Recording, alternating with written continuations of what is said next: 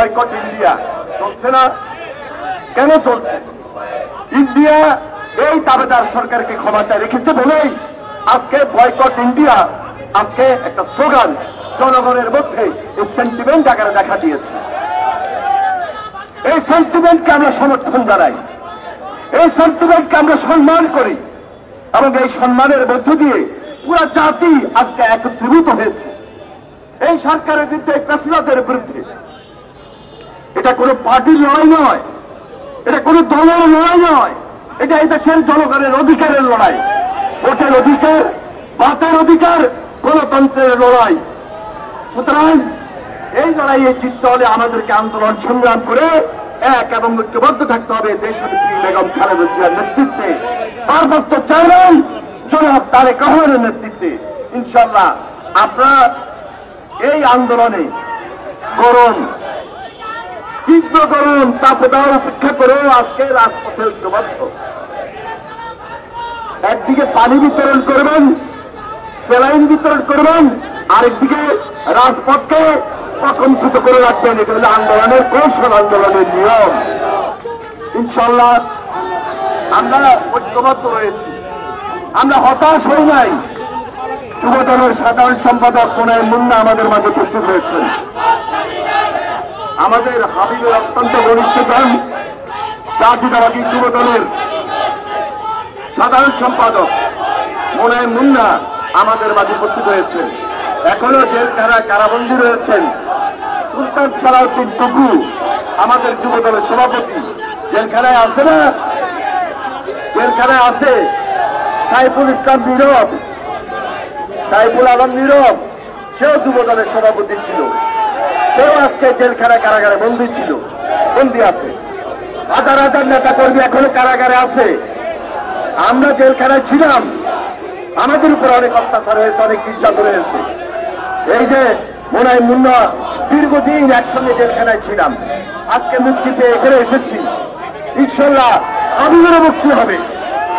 হাবিবকে আমরা আন্দোলন সংগ্রামের মধ্য দিয়ে মুক্ত করে নিয়ে আসবো এবং এই সরকারের বিদায় হবে। সুলতান সালাউদ্দিন টুকুকেও আমরা মুক্তি করে আনবো, সাইফুল ইসলাম নীরবকেও আমরা মুক্ত করে আনবো। হাজার হাজার নেতা কর্মী এখনো সারা বাংলাদেশের কারাগারে বন্দী রয়েছে। প্রিয় ভাইরা, আপনারা হতাশ হবেন না, আপনার ধৈর্য ধরবেন, সজাগ থাকবেন, সতর্ক থাকবেন এবং কৌশলে আন্দোলন করার মধ্য দিয়ে হাসিনা বিরোধী আন্দোলনকে কঠিন এবং ধারালো করবেন। কাছারিতে বিএনপি নেতা কর্মীদের উপর অত্যাচার আর নির্যাতন, এরপরে আপনি জেলখানায়। এবার তো এই আন্দোলনে 28 তারিখের আগে পরে বিএনপির 30,000 নেতা কর্মীকে গ্রেপ্তার করেছে। গ্রেপ্তার করে শুধু ক্ষান্ত হয় নাই, জেলখানায় পাঠানোর পর কোন নেতা, কোন কর্মী, কোন সমর্থক, কোন ছেলে থাকবে, যেখানে 2 জন থাকার কথা সেখানে 15-20 জন নেতা কর্মীকে সেখানে রেখেছে। ঠিক মতো খাওয়া দেয় নাই, ঠিক মতো আত্মীয় স্বজনের সঙ্গে দেখা করতে পারে নাই, মামলা পরিচালনার জন্য যে উকিল মুক্তার তাদের সঙ্গেও যোগাযোগ রাখতে পারে নাই। পিসিতে টাকা দিছে, সেই টাকা ভিতরে পৌঁছে নাই। এত কিছুর পরও রফিক ভাই ক্ষমতা দখল করে এখন আবার বলে যে বিএনপি নেতা কর্মী তো জেলে নাই, বিএনপির এত নেতা কর্মী জেলে নাই, এত মামলা দেওয়া হয় নাই। কতজনে বা জেলে আছে? আপনি ওবায়দুল কাদের সাহেব এবং ওনাদের প্রধানমন্ত্রীর বক্তব্য শুনলে এই সমস্ত আলামত গুলোই তো দেখবেন। যারা জনগণের দরদ বুঝে না, জনগণকে যারা প্রয়োজন মনে করে না, জনগণকে জিম্মি করে ক্ষমতায় থাকতে চায়, ক্ষমতায় থাকে, তাদের পক্ষে এই ধরনের উদ্দেশ্য প্রণোদিত ষড়যন্ত্রমূলক, নির্যাতনমূলক, অত্যাচারমূলক কথাবার্তা বলাটাই স্বাভাবিক। আমরা এরশাদের বিরুদ্ধে আন্দোলন করেছি, সংগ্রাম করেছি। 2, 4, 6 বছরে এরশাদকে আমরা সরাইতে পারি নাই। আমরা অনেকটা ছাত্ররা চিন্তায় পড়ে গিয়েছিলাম, কিন্তু শেষ পর্যন্ত ঢাকা বিশ্ববিদ্যালয় থেকে সর্বদলীয় ছাত্র ঐক্যের নেতৃত্বের মধ্য দিয়ে ডাকসু নির্বাচনে ডাকসুর নেতৃত্বের মধ্য দিয়ে 9টা বছর আমাদের সময় লেগেছে, কিন্তু শেষ পর্যন্ত এরশাদের পতন হয়েছে, এরশাদ বিদায় নিতে বাধ্য হয়েছে। আজকে এই ফ্যাসিবাদের বিরুদ্ধে, এই অত্যাচারের বিরুদ্ধে, এই কর্তৃত্ববাদী শাসনের বিরুদ্ধে আমাদের লড়াই চলছে, সংগ্রাম চলছে। আমরা আন্দোলন করছি, সংগ্রাম করছি। 9 বছর নয়, 9 বছর পার হয়েছে। 10 বছর নয়, 15 বছর পার হয়েছে। আমাদের নেতা কর্মীদের প্রশ্ন, সাধারণ মানুষ আমাদেরকে জিজ্ঞেস করে, ভাই আর কতদিন সময় লাগবে এই ফ্যাসিবাদকে সরানোর জন্য? এটা তো আন্দোলন, এটা সংগ্রাম।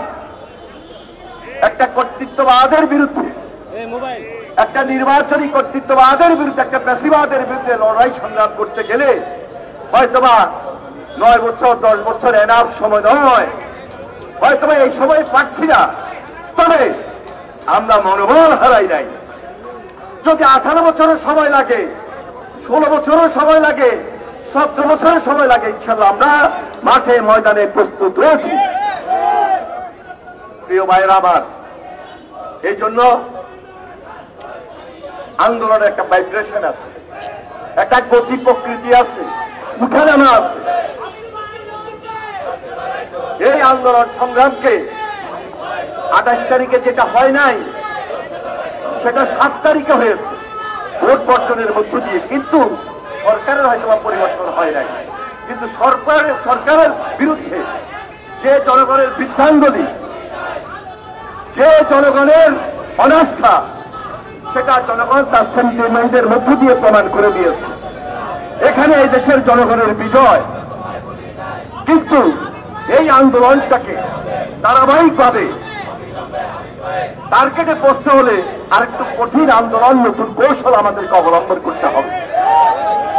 এই দেশে এখন জনগণের একটা সেন্টিমেন্ট, বয়কট ইন্ডিয়া চলছে না? আপনারা কঠোর হবেন। আপনাদের সবাইকে আমি সংগ্রামী সালাম, অভিনন্দন জানিয়ে আমার বক্তব্য শেষ করে আমি বিদায় নিচ্ছি। খোদা হাফেজ।